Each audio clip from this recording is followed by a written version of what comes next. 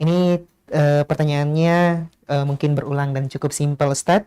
Ya. Bagaimana tips memilih calon pasangan untuk wanita dan juga begitu juga sebaliknya, Ustadz, untuk pria juga, Ustadz. Baik, barakallahu fiik. Ya, bagaimana tips memilih pasangan bagi lelaki dan wanita? Nabi kita Muhammad sallallahu alaihi wasallam telah memberikan tuntunan yang sangat amat sempurna. Beliau mengatakan, "Idza atakum man tardawna dinahu wa khuluquhu fazawwijuh, wa illa takun fitnatun fil ardi wa fasadun kabir." Jika telah datang kepada kalian lelaki yang telah kalian ridai agama dan akhlaknya, maka nikahkanlah ia. Sebab jika tidak, maka akan terjadi fitnah, akan terjadi malapetaka dan kerusakan yang besar di muka bumi. Berarti barometer pertama, ukuran pertama untuk menilai kelayakan seorang lelaki untuk menjadi pendamping hidup seorang wanita sebagai suami adalah agama dan akhlak. Agama adalah merupakan kunci ketentraman, kebahagiaan, dan keselamatan seseorang di dunia ini. Akhlak yang baik adalah merupakan kunci untuk meraih cinta, simpati, kasih sayang, kabul, penerimaan dari orang-orang di sekitar kita. Jadi, ya, akhlak itu adalah merupakan kunci utama untuk meraih cinta, kasih sayang, simpati, ya, dari orang lain, dan orang lain akan merasa nyaman berada di sisi kita. Setampan apapun seseorang, sekaya apapun seseorang, berlimpah hartanya, kalau akhlaknya buruk, Anda tidak mungkin akan betah berada di sisinya.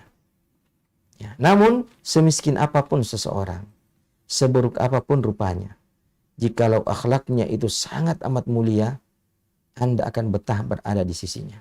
Oleh karena itu, maka ukuran pertama untuk menilai layaknya seseorang menjadi pasangan kita, dan ini bersifat umum, baik lelaki maupun wanita, adalah agama dan akhlak.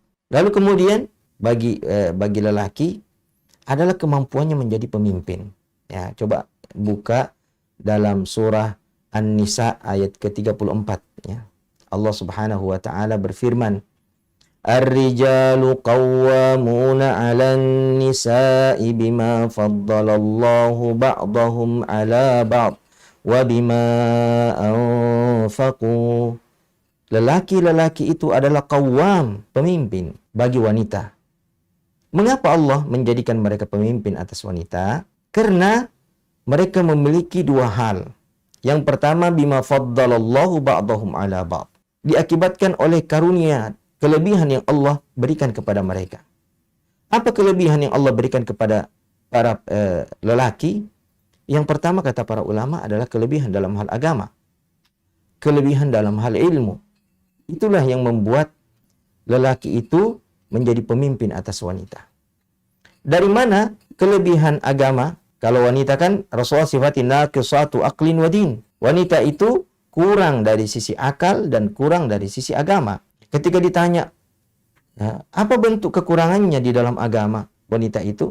Rasulullah balik bertanya, bukankah wanita itu memiliki masa-masa haid, di mana ia tidak sholat, di mana ia tidak berpuasa? Itulah kekurangan dalam agamanya. Adapun lelaki, ia tidak memiliki siklus itu, sehingga dia terus-menerus terhubung dengan Allah Subhanahu wa taala melalui ibadah salat. Dia terus-menerus bisa melaksanakan ibadah-ibadah yang disyaratkan di dalamnya kesucian, dan wanita tidak demikian adanya. Kelebihan dalam hal ilmu. Lelaki ketika keluar dari rumah tidak menjadi sumber fitnah, berbeda dengan wanita. Rasulullah sallallahu alaihi wasallam bersabda, "Idza kharajatil mar'atu istashrafaha syaitan."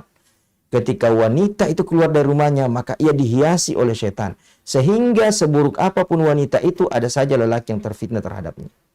Mau dia hitam legam, ya, mau dia buruk, ya, tetap ada saja lelaki yang terfitnah kepadanya. Mengapa? Dia dihiasi oleh setan. Oleh karenanya, ya, di dalam syariat agama kita, ya, wanita itu lebih dianjurkan untuk berada di dalam rumahnya, Waqarna fi buyutikunna wa la tabarrajna tabarrujal jahiliyatil ula. Bahkan ibadah salat wanita yang terbaik itu bukan di masjid. Ya.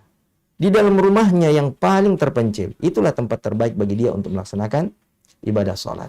Maka dengan kebebasan para lelaki untuk keluar rumah dan tidak menjadi sumber fitnah, ia memiliki waktu dan kesempatan yang luas untuk menuntut ilmu, berbeda dengan wanita. Kelebihan agama dan ilmu inilah yang menyebabkan Allah Subhanahu wa taala menjadikan lelaki itu menjadi pemimpin atas wanita. Yang kedua, karena ada infak yang mereka berikan kepada para wanita. Sebab yang mencari nafkah adalah para lelaki. Itu hukum asalnya.